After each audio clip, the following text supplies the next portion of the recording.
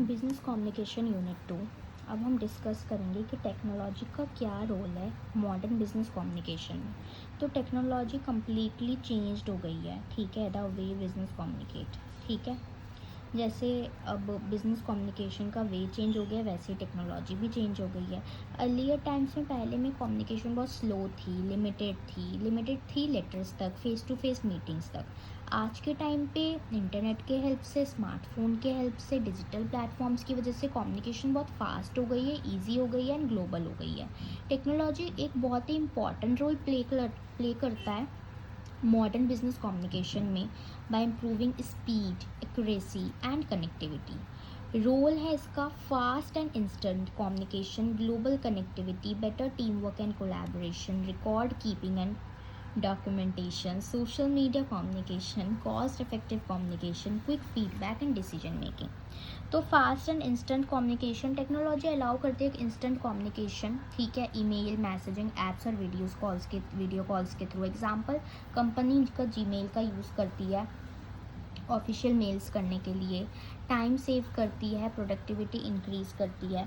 Global connectivity technology help करती है business को कनेक्ट करने में क्लाइंट्स के साथ, एम्प्लॉयज़ के साथ अक्रॉस द वर्ल्ड, ठीक है।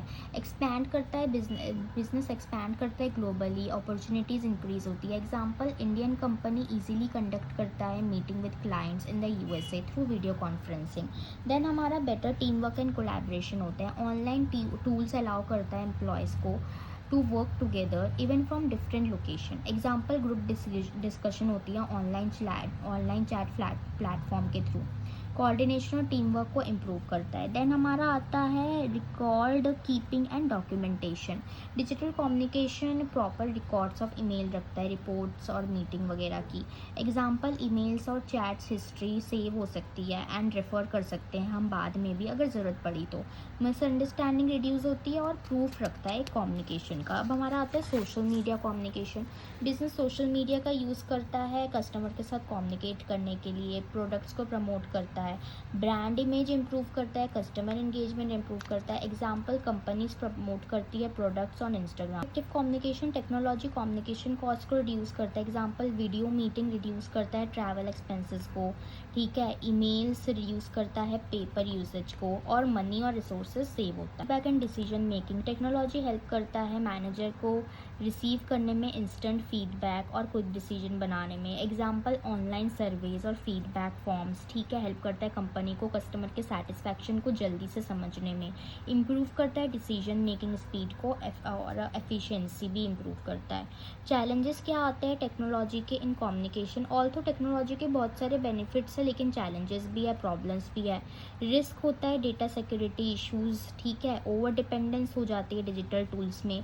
Lack of personal touch in communication, personal touch नहीं रहता, वो जो फिजिकल कम्युनिकेशन रहती है वो नहीं रहती, पर्सनल टच नहीं रह पाता। एथिक और एमिक अप्रोच में क्या डिफरेंस है, ठीक है, ताकि कल्चर को समझने में, और कैसे ये अप्रोचेस हेल्प करते हैं इन्हांस करने में क्रॉस कल्चरल बिजनेस कम्युनिकेशन। सो कल्चर बहुत ही इंपॉर्टेंट रोल प्ले करता है बिजनेस कम्युनिकेशन में, स्पेशली जब डिफरेंट कंट्रीज से लोग आते हो और एक साथ काम करते हो। डिफरेंट कल्चर को समझना, रिसर्चर्स वगैरह समझना, ठीक है। रिसर्चर्स दो मेन अप्रोचेस यूज़ करती है, एथिक एंड एमिक अप्रोचेस, ताकि डिफरेंट कल्चर को समझ पाए। ये अप्रोच हेल्प करते हैं मैनेजर और एम्प्लॉयज़ को कम्युनिकेट करने में effectively in cross cultural business situation. Ethic approach क्या होता है? ये स्टडी करता है culture from an outside perspective, ठीक है, बाहर के पर्सपेक्टिव से कल्चर को स्टडी करना। कंपेयर करता है डिफरेंट कल्चर्स को using common standards and general rules, ठीक है। डिफरेंट कल्चर्स को हम कॉमन स्टैंडर्ड्स या जनरल रूल्स से कंपेयर करते हैं। ये देखता है सिमिलैरिटीज़ क्या है और डिफरेंस क्या है कल्चर के बीच में from a broad universal view, ठीक है। ये यूनिवर्सल प्रिंसिपल्स के ऊपर बेस्ड होता है, ठीक है, जो प्रिंसिपल्स हर जगह चलते हैं। कंपेयर करता है बहुत सारे कल्चर को, ठीक है। ऑब्जेक्टिव एंड रिसर्च बेस्ड होता है। एग्जाम्पल, एक मल्टीनेशनल कंपनी क्रिएट करती है global policies based on general cultural research, ठीक है, उसने पूरे कल्चर की रिसर्च की। अब जो भी उसे लगा ना कि ये बातें सब में सेम है, तो यूनिवर्सल एक ग्लोबल पॉलिसी बना दी, ठीक है। हर एक कल्चर में कॉमन बात होती है, तो वो देखिए और उसके हिसाब से अपना प्रिंसिपल बना दिया, यूनिवर्सल प्रिंसिपल। देन एमिक अप्रोच क्या होता है, ये कल्चर को स्टडी करता है फ्रॉम एन इनसाइड पर्सपेक्टिव, ठीक है, फोकस करता है अंडरस्टैंड करने में कल्चर को बेस्ड ऑन इट्स, उनकी खुद की वैल्यूज़ क्या है, उनके खुद के बिलीव्स और प्रैक्टिसेस क्या है। सिंपल वर्ड्स में अगर कहे तो ये ट्राई करता है समझने के लिए कल्चर को the way local people see it, ठीक है, जो उन कल्चर से है, ठीक है, वो अपने कल्चर को कैसे देखते हैं, हम उस हिसाब से उस कल्चर को समझने की कोशिश करते हैं, ठीक है। कल्चर स्पेसिफिक होता है, डीप अंडरस्टैंडिंग होती है, फोकस करता है लोकल वैल्यूज़ में। एग्जांपल, एक कंपनी अपनी मार्केटिंग स्ट्रैटेजी चेंज करती है according to local culture instead of using the same strategy everywhere, ठीक है, कल्चर के हिसाब से स्ट्रैटेजी को अप्लाई करना, ठीक है। डिफरेंस क्या होता है दोनों में, सो बेसिकली आउटसाइड व्यू से, ये इनसाइड व्यू से। यूनिवर्सल रूल पे फोकस करता है, ये कल्चर स्पेसिफिक डिटेल पे फोकस करता है, ये कल्चर को कंपेयर करता है, ये एक कल्चर को डीपली अंडरस्टैंड करता है। एग्जाम्पल इसमें हम दे सकते हैं हॉफस्टीड्स कल्चरल थ्योरी का। हॉफस्टीड्स कल्चरल थ्योरी बेसिकली क्या होती है कि हाउ कल्चरल डिफरेंस इन्फ्लुएंसेस, कैसे कल्चरल डिफरेंस इन्फ्लुएंस करते हैं, इन्होंने ये थ्योरी दी थी। तो हॉफस्टीड्स कल्चरल थ्योरीज में होती है। एमिक में होता है कि हम स्टडी करते हैं लोकल कस्टम्स को, बिफोर मिलने से पहले हम लोकल कस्टम्स को स्टडी करते हैं। अब कैसे ये अप्रोचेस हेल्प करती है क्रॉस कल्चरल बिजनेस कम्युनिकेशन में, बेटर अंडरस्टैंडिंग होती है, कल्चरल डिफरेंसेस को हम सही तरीके से जान पाते हैं, कम्युनिकेशन स्टाइल इंप्रूव होता है, स्ट्रॉन्ग बिजनेस रिलेशनशिप बिल्ड होता है, कल्चरल कन्फ्लिक्ट्स कम होते हैं। एथिक अप्रोच हेल्प करता है आइडेंटिफाई करने में जनरल कल्चरल डिफरेंसेस, कि जनरली क्या क्या डिफरेंसेस होते हैं कल्चर के बीच में। एमिक अप्रोच हेल्प करता है समझने में कि स्पेसिफिक लोकल बिहेवियर क्या है, उस पर्टिकुलर कल्चर में कैसा बिहेवियर है, इस पर्टिकुलर कल्चर का कैसा बिहेवियर है, इससे मिसअंडरस्टैंडिंग रिड्यूस होती है। देन सेकेंड हमारा आता है कि कम्युनिकेशन स्टाइल इंप्रूव होता है, ठीक है। हाई पावर डिस्टेंस जो कंट्रीज होती है, ठीक है, वो एथिक अंडरस्टैंडिंग करती है, यानी कि manager should show respect to hierarchy, उस जो सिर्फ पावर को, मतलब पावर को बहुत ज़्यादा समझती है, ठीक है, कि पावर ही सब कुछ है, तो मैनेजर को उस कंट्रीज के साथ में रिस्पेक्ट शो करनी होगी, हायरार्की को लेके, सिस्टमैटिक चीज़ों को लेके सिस्टमैटिकली उसे काम करना होगा, मेरा एथिक अंडरस्टैंडिंग है। स्पेसिफिक कंट्री एमिक अंडरस्टैंडिंग, ठीक है, एक स्पेसिफिक कंट्री को हम समझ रहे हैं, तो मैनेजर्स को समझना होगा कि उसे पर्टिकुलर ग्रीटिंग स्टाइल को समझना होगा, ठीक है। Build strong business relationship, understand करना लोकल कस्टम को, ठीक है, हेल्प्स, जिसकी वजह से ट्रस्ट बिल्ड होता है। ये एमिक अप्रोच है। अंडरस्टैंड करना जनरल कल्चर पैटर्न को, हमारा एथिक अप्रोच है जो कि ग्लोबल स्ट्रैटेजी को प्लान करने में मदद करता है। कल्चरल कन्फ्लिक्ट्स, जब कंपनी अंडरस्टैंड करती है जनरल स्पेसिफिक कल्चरल डिफरेंसेस को, तो कम्युनिकेशन मिस्टेक्स बहुत हद तक कम होती है, ठीक है।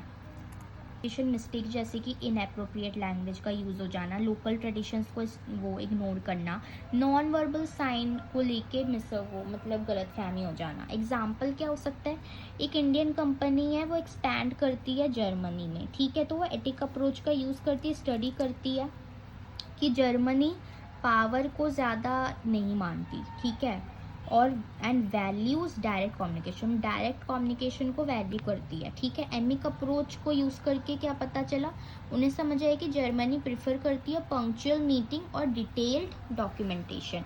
तो दोनों अप्रोचेस को यूज़ करके कम्युनिकेशन बहुत इफेक्टिव बनी और प्रोफेशनल बनी, और इंडियन कंपनी सही से जर्मनी में एक्सपैंड कर पाई। हमें एनालाइज करना है ग्लोबलाइजेशन का इम्पैक्ट क्या होता है ऑर्गेनाइजेशनल और मल्टीकल्चरल कम्युनिकेशन में, और कैसे बिजनेसेस अडेप्ट करते हैं कम्युनिकेशन स्ट्रैटेजी को, ताकि वो ग्लोबल और कल्चरली डाइवर्स एनवायरनमेंट में सक्सीड कर सके। तो इम्पैक्ट क्या होता है ग्लोबलाइजेशन का ऑर्गेनाइजेशन और मल्टीकल्चरल कम्युनिकेशन में। इंट्रोडक्शन देख लेते हैं। ग्लोबलाइजेशन का मतलब होता है कनेक्शन बढ़ाना कंट्रीज़ में, थ्रू ट्रेड, ठीक है, जो एक्सपोर्ट एंड इम्पोर्ट या टेक्नोलॉजी से रिलेटेड या कम्युनिकेशन से रिलेटेड। आज का कंपनी ऑपरेट सिर्फ एक कंट्री में नहीं करता है बल्कि मल्टीपल कंट्रीज़ में करता है अराउंड द वर्ल्ड, ठीक है। ग्लोबलाइजेशन की वजह से ऑर्गेनाइजेशन इंटरेक्ट कर पाती है लोगों से from different culture, languages and backgrounds. ये ग्रेटली इफेक्ट करता है ऑर्गेनाइजेशन को और मल्टीकल्चरल कम्युनिकेशन को। इम्पैक्ट क्या है? क्रॉस कल्चरल इंट्रैक्शन को इंक्रीज करता है, डिफरेंस लैंग्वेज डिफरेंसेस, फिर ये करता है, इम्पैक्ट करता है use of technology, cultural differences in behaviour, diversity and workforce. एक एक करके पॉइंट समझते हैं। क्रॉस कल्चरल बिहेवियर में कैसे इम्पैक्ट होगा कि एम्प्लॉयज़ होते हैं डिफरेंट कंट्रीज से, वो एक साथ काम करते हैं मल्टीनेशनल कंपनी में, तो एम्प्लॉय को समझना होगा कि डिफरेंट कम्युनिकेशन स्टाइल्स, वैल्यूज़ और वर्क कल्चर्स को। एग्जांपल, एक कंपनी है इंडिया में, वो क्लाइंट्स के साथ काम कर रही है यूएसए में, जापान में और जर्मनी में। डिफरेंसेस, डिफरेंट कंट्रीज़ की डिफरेंट लैंग्वेजेस होती है जो कि कम्युनिकेशन बैरियर्स ला सकती है।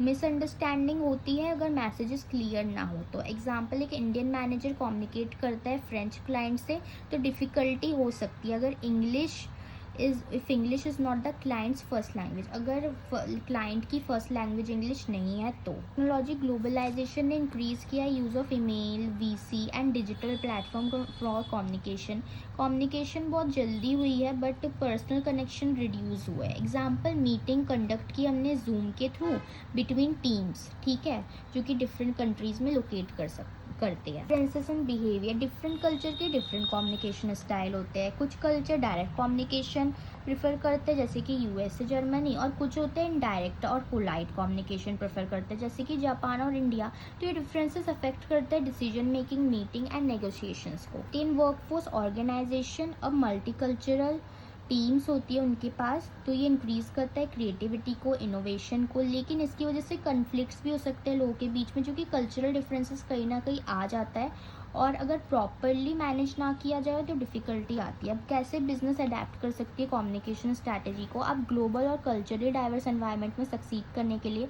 बिजनेस को कम्युनिकेशन स्ट्रैटेजी को अडेप्ट करना बहुत ज़रूरी है। पहले कल्चरल अवेयरनेस डेवलप करो, सिंपल और क्लियर लैंग्वेज इस्तेमाल करो, ओपन कम्युनिकेशन इनकरेज करो, कम्युनिकेशन स्टाइल अडेप्ट करो, टेक्नोलॉजी को इफेक्टिवली यूज़ करो, प्रमोट करो इंक्लूसिव यानी कि यूनिवर्सल वर्क एनवायरनमेंट को। अवेयरनेस को डेवलप करना, कंपनी को एम्प्लॉयज़ को ट्रेन करना चाहिए बहुत डिफरेंट कल्चर, मिसअंडरस्टैंडिंग रिड्यूस होगी, रिलेशनशिप इंप्रूव होगा। Example, cross cultural training provide करना बिफोर सेंडिंग एम्प्लॉयज़ अब्रॉड भेजने से पहले। फिर स्लैंग, कैजुअल वर्ड्स वगैरह अवॉइड करो, कॉम्प्लेक्स वर्ड्स अवॉइड करो, लोकल एक्सप्रेशंस वगैरह।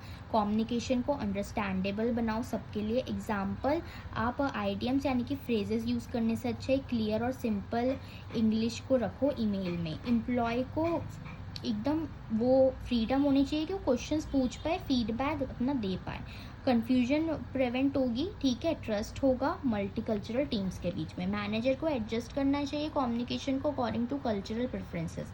एग्जाम्पल, हायरार्किकल कल्चरल में manager should show respect for authority, ठीक है। हायरार्किकल कल्चर, सिस्टमैटिक कल्चर्स में उसे रिस्पेक्ट दिखानी चाहिए अथॉरिटी को, जिन कल्चर में पावर सबसे ज़्यादा होती है, मतलब पावर उनके लिए सब कुछ है, और एक लो पावर डिसीजन उनके लिए पावर नहीं।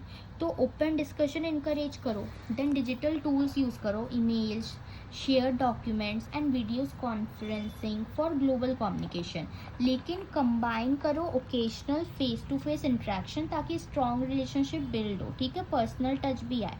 रिस्पेक्ट करो डिफरेंट ट्रेडिशन को, हॉलीडेज एंड बिलीव्स को। एग्जाम्पल, फ्लेक्सिबल हॉलीडेज अलाउ करो for employees from different religions और कंट्रीज। एग्जाम्पल, सपोज एक इंडियन कंपनी में एक्सपैंड कर रही है यूरोप में, प्रोवाइड, ठीक है, तो उसने क्या किया, कल्चरल ट्रेनिंग दी एम्प्लॉयज़ को, सिंपल इंग्लिश यूज़ की कम्युनिकेशन के लिए, लोकल वर्क कल्चर रखा, रिस्पेक्ट किया, पंक्चुअलिटी को रिस्पेक्ट किया, कंडक्ट किया ऑनलाइन मीटिंग रेगुलरली। ये सब अडेप्ट करने से कम्युनिकेशन स्ट्रैटेजी को तो कंपनी ने स्ट्रॉन्ग इंटरनेशनल रिलेशनशिप बिल्ड किया और सक्सीड किया ग्लोबली। ये क्वेश्चन देखते हैं। हमें पहले आइडेंटिफाई करना है, डिस्कस करना है की क्रॉस कल्चरल डायमेंशन को, जो कि इन्फ्लुएंस करते हैं बिजनेस कम्युनिकेशन को इंटरनेशनल और मल्टीकल्चरल कॉन्टेक्स्ट में, और कैसे ये कल्चरल वेरिएबल्स जो है यानी कि फैक्टर्स वो अफेक्ट करते हैं द वे जिस तरीके से लोग एक्सचेंज करते हैं इन्फॉर्मेशन को एक ग्लोबल बिजनेस एनवायरनमेंट में, रेलेवेंट रियल वर्ल्ड एग्जांपल को यूज़ करना है कि ये इलस्ट्रेट करने के लिए, और कैसे मिसअंडरस्टैंडिंग या कोई भी दिक्कतें इनएफिशिएंसी आ सकती है कल्चरल डिफरेंसेस की वजह से, और सजेस्ट करना है स्ट्रैटेजी को, ठीक है, कि हम ओवरकम कर सके बैरियर्स को इंटरनेशनल बिजनेस कम्युनिकेशन। तो इसमें बेसिकली 3-4 क्वेश्चन पूछे। सबसे पहले की क्रॉस कल्चरल डायमेंशन फैक्टर्स को हमें बताना है जो कि इन्फ्लुएंस करता है बिजनेस कम्युनिकेशन को इंटरनेशनली भी और मल्टी कल्चरल कॉन्टेक्स्ट में, ठीक है, और कैसे ये कल्चरल वेरिएबल्स अफेक्ट करते हैं जैसे लोग एक्सचेंज करते हैं इन्फॉर्मेशन को बिजनेस एनवायरनमेंट में, और एग्जाम्पल के साथ करना है, और कैसे मिसअंडरस्टैंडिंग या कोई भी दिक्कतें आ सकती है कल्चरल डिफरेंसेस की वजह से, फिर स्ट्रैटेजी बतानी कि कैसे हम उसको सॉल्व कर सकते हैं। So let's start. आज के ग्लोबल बिजनेस वर्ल्ड में कंपनी लोगों के साथ काम कर रही है डिफरेंट कंट्रीज और डिफरेंट कल्चर्स में। कल्चर अफेक्ट करते हैं कि कैसे बोलते हैं, कैसे सुनते हैं, कैसे रिएक्ट करते हैं और डिसीजन बनाते हैं। कल्चरल डिफरेंसेस सिर्फ अंडरस्टूड नहीं होते प्रॉपरली, मिसअंडरस्टैंडिंग कन्फ्लिक्ट्स भी आ सकते हैं, ठीक है। तो अंडरस्टैंड क्रॉस कल्चरल को समझना बहुत ज़रूरी है, बहुत इंपॉर्टेंट है इफेक्टिव इंटरनेशनल बिजनेस कम्युनिकेशन के लिए, ठीक है। क्रॉस कल्चरल डायमेंशन कैसे इन्फ्लुएंस करता है इंटरनेशनल बिजनेस कम्युनिकेशन को। सबसे पहले high context versus low context culture, power distance, individualism versus collectivism, time orientation, uncertainty avoidance. So high context versus low context culture, तो ये एडवर्ड ने प्रपोज किया था, ठीक है। हाई कॉन्टेक्स्ट जो कल्चर होते हैं जैसे कि जापान, ठीक है, तो चाइना इनडायरेक्ट कम्युनिकेशन यूज़ करती है, डिपेंड करती है बॉडी लैंग्वेज और रिलेशनशिप में। लो कॉन्टेक्स्ट कल्चर में जैसे कि यूएस है, जर्मनी है, वो प्रेफर करती है clear, direct and explicit communication, खुल के बात करो, ओपन कम्युनिकेशन करो। तो हाई कॉन्टेक्स्ट मतलब जो हमारा जापान जो कि डायरेक्ट कम्युनिकेशन प्रेफर करता है, लो कॉन्टेक्स्ट कल्चर जो कि हमारा यूएस जर्मनी है जो indirect communication direct communication prefer करता है, open communication. Then power distance क्या होता है, पावर डिस्टेंस दिखाता है कि कैसे एक सोसाइटी एक्सेप्ट करती है इनइक्वालिटी को इन ऑथोरिटी, ठीक है। पावर डिस्टेंस मतलब society accepts inequality in authority. ये हमारा गिर्ट हॉफस्टीड ने दिया था जो मैंने भी बताया डिफरेंस में। हाई पावर डिस्टेंस कंट्री जैसे कि इंडिया रिस्पेक्ट करती है सिस्टमैटिक वर्क को, हायरार्की को। लो पावर डिस्टेंस कंट्रीज जैसे कि डेनमार्क प्रमोट करती है इक्वालिटी को। अब हमारा individualism and collectivism. Individualistic culture मतलब पर्सनल गोल पे ध्यान, जो कल्चर होते हैं पर्सनल गोल पे ध्यान देते हैं जैसे कि यूएस यूके फोकस करते हैं पर्सनल गोल या इंडिपेंडेंस में। कलेक्टिविस्ट कल्चर होते हैं चाइना या साउथ कोरिया जो कि वैल्यू करते हैं ग्रुप हार्मनी, ग्रुप गोल पे या टीम वर्क में। टाइम ओरिएंटेशन ये भी एडवर्ड ने ही एक्सप्लेन किया था।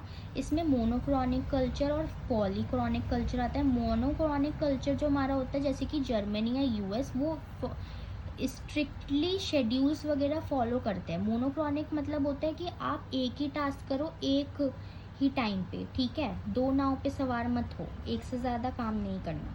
पॉलीक्रॉनिक कल्चर में मल्टीपल टास्क करो जैसे कि मेक्सिको, इंडिया, तो फ्लेक्सिबल होता है टाइम के साथ।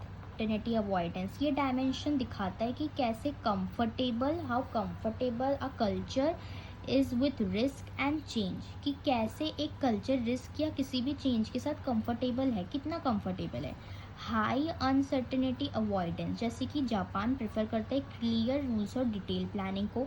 लो अनसर्टेनिटी अवॉइडेंस जैसे कि सिंगापुर वगैरह कंफर्टेबल होते हैं फ्लेक्सिबिलिटी के साथ में, ठीक है। कल्चरल वेरिएबल्स जो अफेक्ट करते हैं जैसे कि लोग एक्सचेंज करते हैं इन्फॉर्मेशन को ग्लोबल बिजनेस एनवायरनमेंट में, ये भी हम सारा वही पॉइंट देखेंगे। अब इसमें देखते हैं क्या है। Context V S low context, तो मैसेजेस मिसअंडरस्टूड हो सकता है क्योंकि एक कल्चर एक्सपेक्ट करता है डायरेक्ट इन्फॉर्मेशन और एक इनडायरेक्ट इन्फॉर्मेशन।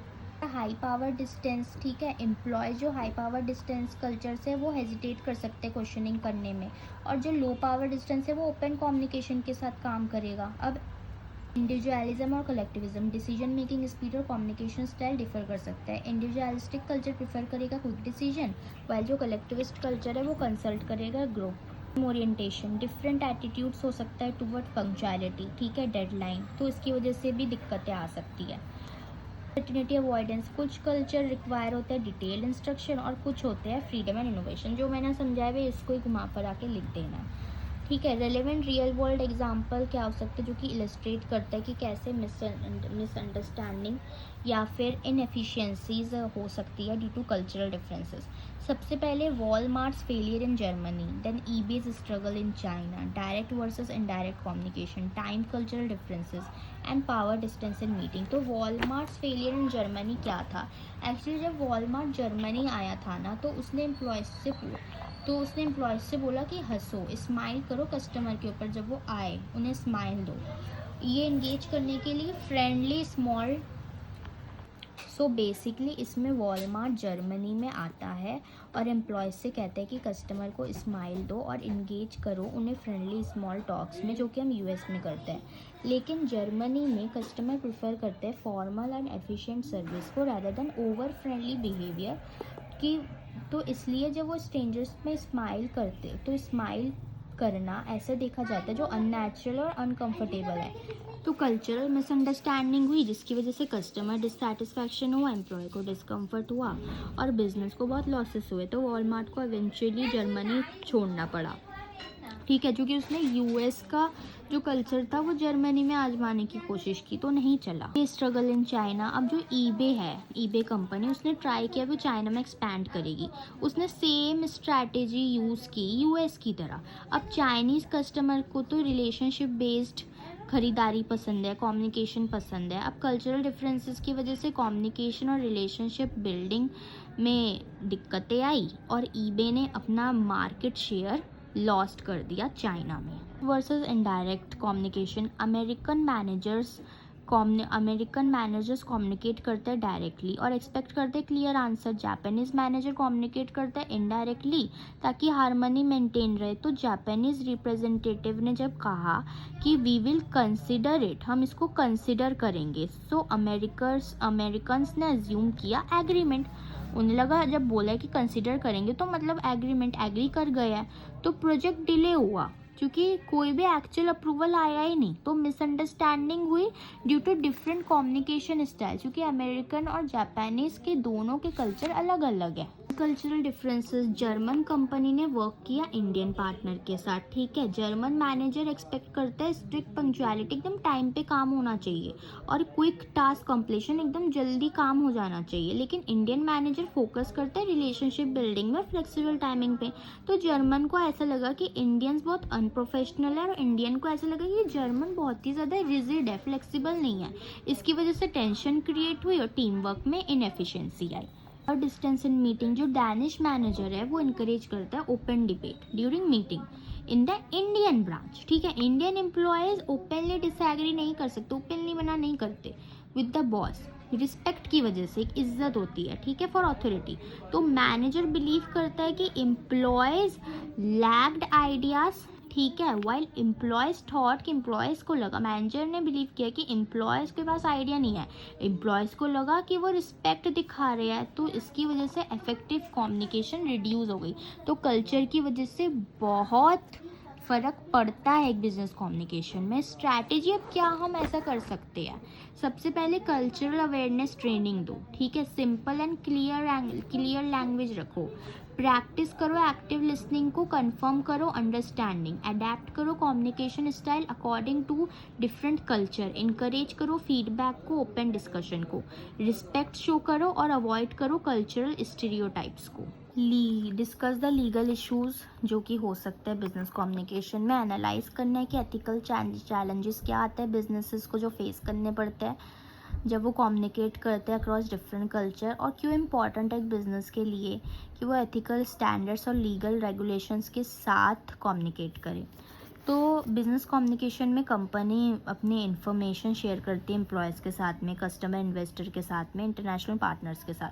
कम्युनिकेट करने के टाइम पे बिजनेसेस को legal rules and ethical standard को फॉलो करना चाहिए। अगर वो फेल कर जाती है करने में तो इसकी वजह से लॉस ऑफ रेपुटेशन होता है, फाइनेंशियल पेनल्टीज भी भरनी पड़ सकती है। लीगल इश्यूज़ क्या आते हैं बिजनेस कम्युनिकेशन में? डिफेमेशन होती है, misleading advertising, breach of confidentiality, intellectual property violation, discrimination and harassment. तो एक एक करके सारे पॉइंट को समझते हैं।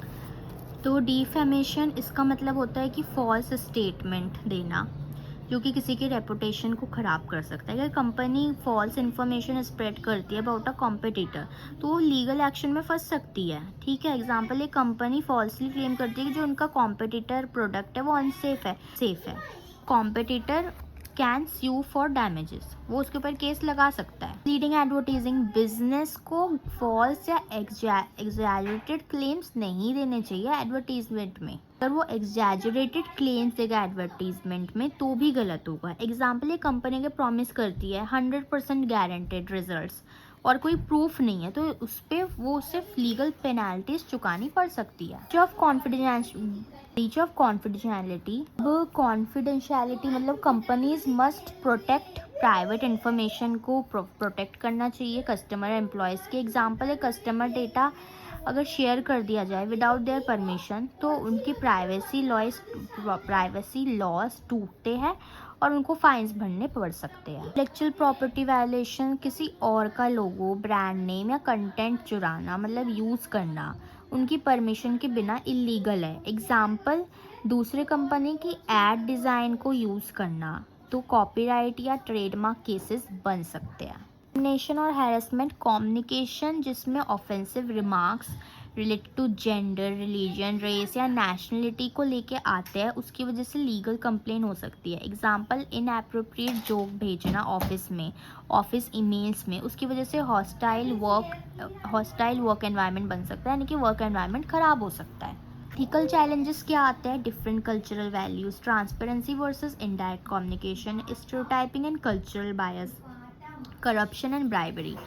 डिफरेंट कल्चरल वैल्यूज मतलब व्हाट इज़ एक्सेप्टेबल, क्या एक्सेप्टेबल है एक कंट्री में वो अनएथिकल हो सकता है दूसरे के लिए। एग्जाम्पल, गिफ्ट देना कॉमन है कुछ एशियन कंट्रीज़ में जैसे कि जापान, लेकिन कुछ कंट्रीज़ यूएस में हम उसको ब्राइबरी यानी कि रिश्वत के तौर पे देखते हैं। ट्रांसपेरेंसी वर्सेस इनडायरेक्ट कम्युनिकेशन, कुछ कल्चर प्रेफर करता है डायरेक्ट कम्युनिकेशन, कुछ होता है जो इनडायरेक्टली कम्युनिकेट करते हैं। इसकी वजह से एथिकल कन्फ्यूजन हो सकता है अबाउट ऑनेस्टी एंड क्लैरिटी।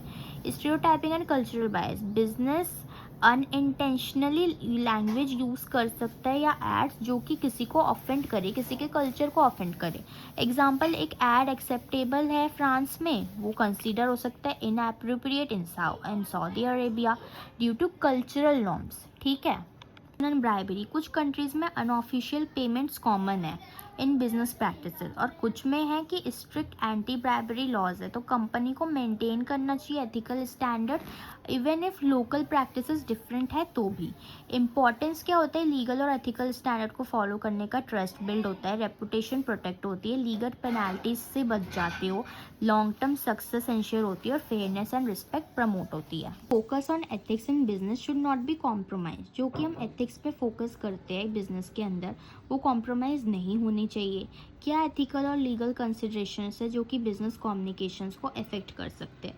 ठीक है। इंट्रोडक्शन, एथिक्स और लॉ बहुत ही इंपॉर्टेंट रोल प्ले करते हैं। कंपनी कम्युनिकेट करती है कस्टमर के साथ में, एम्प्लॉय, इन्वेस्टर है, इंटरनेशनल पार्टनर के साथ में। अगर कम्युनिकेशन डिसऑनेस्ट है, इलीगल है तो डैमेज हो सकता है रेपुटेशन को और सीरियस पेनल्टीज चुकानी पड़ सकती है। देयरफॉर जो फोकस होता है एथिक्स के ऊपर इन बिजनेस वो कभी भी कॉम्प्रोमाइज़ नहीं होना चाहिए। क्या एथिकल कंसिडरेशन है बिजनेस कम्युनिकेशन में? एथिक मतलब कि हम क्या सही है, क्या गलत है, क्या मतलब ऑनेस्टली आप काम कर रहे हो या नहीं। ठीक है। सबसे पहले honesty and truthfulness, then transparency, respect and non discrimination, confidentiality and privacy, then avoiding manipulation. एक एक करके पॉइंट्स को समझते हैं। बिजनेस को प्रोवाइड करना चाहिए सही और कंप्लीट इन्फॉर्मेशन। ठीक है। देन हमारा होता है कि कंपनी को क्लियरली एक्सप्लेन करने चाहिए टर्म्स, कंडीशन और प्राइस और रिस्क को। Then communication should not insult नहीं करना चाहिए, किसी को डिस्क्रिमिनेट नहीं करना चाहिए against any group based on gender, religion, race और नेशनलिटी, कास्ट, क्रीड, एनीथिंग। किसी भी चीज़ में डिस्क्रिमिनेट मत करो। कंपनी को प्रोटेक्ट करना चाहिए कस्टमर को और एम्प्लॉय इन्फॉर्मेशन को। बिजनेस को इमोशनल प्रेशर यूज़ नहीं करना चाहिए, मिसलीडिंग टैक्टिक्स को यूज़ नहीं करना चाहिए कस्टमर को इन्फ्लुएंस करने के लिए।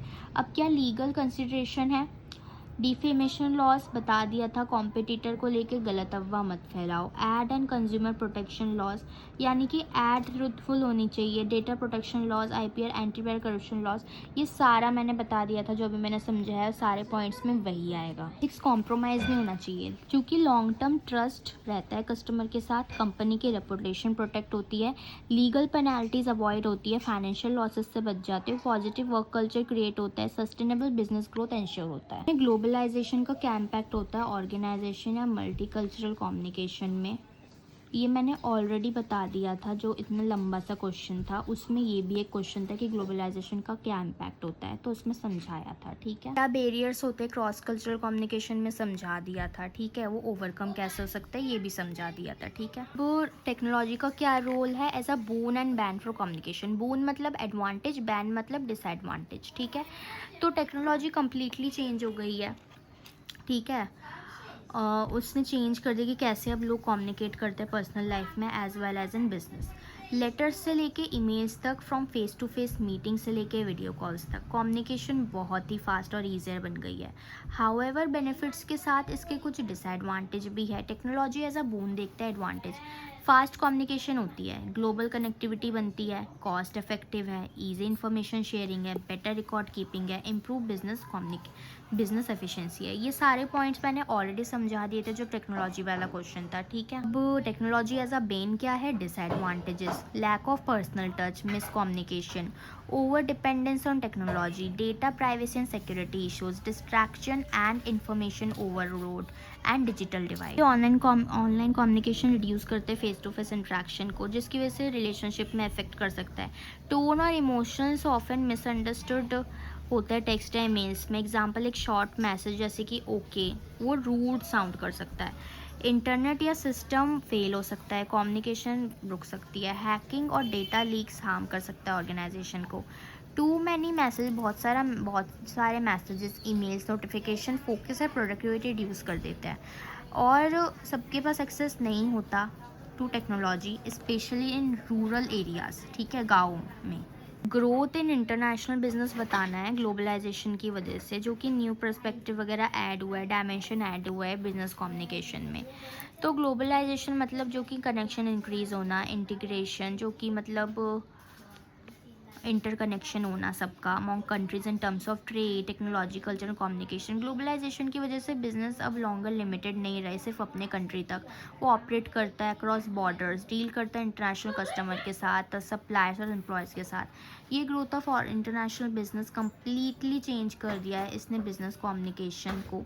ठीक है, एलुसिडेशन क्या है इसका देखते हैं, analysis, wider market and global customer, cross cultural communication, use of technology in communication, multinational teams and remote work, legal and ethical consideration, then language barriers. Wider market and global customer, तो globalization की वजह से कंपनियां बेच सकती है अपने products को बहुत सारे कंट्रीज़ में। ठीक है, फॉर एग्जाम्पल एप्पल फ़ोन है, वो अपने iPhone all over the world बेचती है। कम्युनिकेट इफेक्टिवली करने के लिए कस्टमर के साथ डिफरेंट कंट्रीज़ में बिजनेस को अंडरस्टैंड करना ज़रूरी है, अलग अलग लैंग्वेजेस, कल्चर्स एंड प्रेफरेंसेस का। ये एक न्यू पर्सपेक्टिव ऐड करती है जहाँ पे कम्युनिकेशन क्लियर होनी चाहिए और कल्चरली सेंसिटिव और अडेप्टेबल होनी चाहिए। Cultural communication international business involve करता है लोगों को from different cultural background, cultural affect करता है लैंग्वेज को, बिहेवियर को, गेस्चर को, बिजनेस एटिकेट को। फॉर एग्जांपल, जापान में बिजनेस कम्युनिकेशन बहुत फॉर्मल, रिस्पेक्टफुल होती है, यूएसए में वो डायरेक्ट और इनफॉर्मल होती है। कंपनी जैसे कि टोयोटा मोटर है, कॉरपोरेशन है, वो बहुत सारे कंट्रीज़ में ऑपरेट करती है, तो वो एम्प्लॉयज़ को ऐसे ट्रेन करती है कि वो कल्चरल डिफरेंसेस को समझे। तो कम्युनिकेशन को अब ज़रूरत है कि कल्चरल अवेयरनेस और ग्लोबल अंडरस्टैंडिंग हो।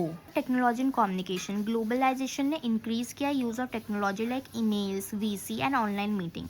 कंपनियां प्लेटफॉर्म का यूज़ करती है जैसे कि Zoom video communication to conduct international meeting. Communication को फास्ट बनाती है, लेकिन इसमें क्लैरिटी की भी ज़रूरत होती है क्योंकि देयर में भी लैंग्वेज बैरियर्स और misunderstanding. National team work and remote work, ठीक है। तो कंपनी के पास अब एम्प्लॉयज़ होते हैं डिफरेंट कंट्रीज़ के साथ जो कि एक साथ काम करते हैं, ये मल्टीकल्चरल टीम क्रिएट करता है। कम्युनिकेशन इंक्लूसिव होनी चाहिए, यूनिवर्सल होनी चाहिए, ठीक है, respectful as well as structured to avoid confusion. Example, project team include करती है members from India, Germany, Brazil, और they must coordinate through proper communication channels. Legal and ethical consideration, अलग अलग कंट्रीज़ के डिफरेंट लॉज होते हैं, communication regulations होती है, बिजनेसेस को फॉलो करना चाहिए international rules related to advertising and contract से लेके। For example WTO world trade organization एक ग्लोबल ट्रेड रूल्स बनाती है जब ये बिज़नेस कंसिडर करती है, जो बिज़नेस कंसिडर करती है जब वो इंटरनेशनली कम्युनिकेट करती है। Language barriers, English widely use होती है इंटरनेशनल बिजनेस में लेकिन सब फ्लुएंट नहीं होते उस चीज़ में, ठीक है। देयरफॉर बिजनेस को सिंपल लैंग्वेज यूज़ करनी चाहिए, स्लैंग अवॉइड करो, कैजुअल वर्ड, समटाइम्स ट्रांसलेशन करो ताकि इफेक्टिव कम्युनिकेशन हो सके। एग्जाम्पल, मैकडोनल्ड्स, ये ऑपरेट करता है हर एक कंट्री में लेकिन वो कम्युनिकेशन अडेप्ट करता है, ठीक है, मार्केटिंग अडेप्ट करता है according to local culture. India में प्रमोट करता है वेज ऑप्शन, अदर कंट्री में बीफ प्रोडक्ट्स भी बेचता है। तो ये दिखाते हैं कि ऐसे ग्लोबलाइजेशन चेंज हुई विथ वो कैसे ग्लोबलाइजेशन ने चेंज किया कम्युनिकेशन स्ट्रैटेजीज को। And legal issues in business communication already बता दिया, जो पॉइंट बताए थे वही सारा है, वही उसी को लेके जो इश्यूज आते हैं, ठीक है। ये सारे point, honesty and truthfulness, misleading advertising की वजह से क्या दिक्कत आ सकती है, confidentiality, privacy, respect and non discrimination. Choose किसी को मतलब कॉम्पिटिटर से रिलेटेड अगर आप ये कर दे तो आपके ऊपर वो केस कर सकते हैं, copyright, trademark violation, data protection laws, false advertising, insider information. ये सारे पॉइंट ऑलरेडी एक्सप्लेन कर दिया है। Idea of a global world, तो introduction, the idea of a global world का मतलब होता है जो कंट्रीज़, कंपनी, ठीक है, और उसके लोग जो कनेक्टेड होते हैं एक दूसरे के साथ अक्रॉस द वर्ल्ड। ग्लोबलाइजेशन की वजह से बिजनेसेस अब लिमिटेड नहीं रहे एक ही कंट्री तक। कंपनी जैसे कि एप्पल, अमेजन और टाटा ग्रुप है वो ऑपरेट करते हैं बहुत सारे कंट्रीज़ में, की वजह से बिजनेस कम्युनिकेशन बहुत इंटरनेशनल मल्टीकल्चरल हो चुकी है। इंटरनेशनली आप बिजनेस ऑपरेट करते हो, ठीक है। ग्लोबल वर्ल्ड में बिजनेस कम्युनिकेशन मतलब होता है कि इंफॉर्मेशन आप एक्सचेंज कर रहे हो लोगों के बीच जो कि डिफरेंट कंट्रीज से, कल्चर, लैंग्वेजेस और बैकग्राउंड से है। इसमें emails, meeting, presentation, negotiation, video conference, social media और कम्युनिकेशन होती है अक्रॉस बॉर्डर्स, ठीक है। नेगोशिएशन मतलब होता है कि दो पार्टीज के बीच डिस्कशन हो रहा है और वो एक एग्रीमेंट पे पहुंचने की कोशिश कर रहे हैं। फिर होते हैं क्रॉस कल्चरल कम्युनिकेशन, यानी कि डिफरेंट कल्चर से लोग आते हैं जो कि सोचते हैं, बिहेव करते हैं, कम्युनिकेट करते हैं डिफरेंटली। बिजनेस को अंडरस्टैंड करना चाहिए कल्चरल वैल्यूज़ को, ट्रेडिशंस को, एटिकेट्स को। यूज़ ऑफ टेक्नोलॉजी कनेक्ट करती है दुनिया को, टूल्स, ईमेल, जूम मीटिंग और सोशल मीडिया हेल्प करता है कंपनी को कम्युनिकेट करने में instantly with international clients and employees. Common business language, English widely use होती है global business as a global business language, help करता है रिड्यूस करने में कम्युनिकेशन बैरियर्स को। कंपनी वर्क करता है ग्लोबली जो कि मैनेज करना चाहिए डिफरेंट टाइम जोन्स पे while scheduling meetings and deadlines. Then हमारे legal and ethical consideration, communication follow होनी चाहिए international laws and ethical standards के हिसाब से। इंपॉर्टेंस क्या होती है, बिजनेस अपॉर्चुनिटीज़ आप एक्सपैंड कर सकते हो वर्ल्ड वाइड, इंटरनेशनल ट्रेड होती है, ग्लोबल पार्टनरशिप बिल्ड होती है, ब्रांड इमेज अच्छी होती है, कल्चरल अंडरस्टैंडिंग होती है। लैंग्वेज बैरियर, चैलेंजेस क्या होता है, लैंग्वेज बैरियर्स आ सकता है, कल्चरल मिसअंडरस्टैंडिंग हो सकती है, कम्युनिकेशन स्टाइल्स में डिफरेंस हो सकता है, टेक्नोलॉजी इश्यूज हो सकते हैं। कंपनी को एम्प्लॉयज़ को ट्रेन करना चाहिए क्रॉस कल्चरल कम्युनिकेशन में ताकि वो इन चैलेंजेस को ओवरकम कर सकें।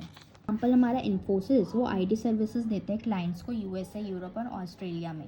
तो जो इंडिया के एम्प्लॉयज़ हैं वो कम्युनिकेट करते हैं रोज़ with foreign clients through emails and video calls. तो उनको क्लियर एंड सिंपल लैंग्वेज का इस्तेमाल करना चाहिए, कल्चरल डिफरेंसेस को रिस्पेक्ट करनी चाहिए और अवेयर होना चाहिए, टाइम जोन डिफरेंसेस में फॉलो करनी चाहिए इन्फॉर्मेशनल बिजनेस एटिकेट। और अगर कम्युनिकेशन क्लियर नहीं हुई तो इसकी वजह से मिसअंडरस्टैंडिंग और लॉस ऑफ बिजनेस हो सकता है। तो हमारा यूनिट 1 की वीडियो मैंने डाल दी थी और यूनिट 2 भी हमारा बिजनेस कम्युनिकेशन का ख़त्म हो गया है।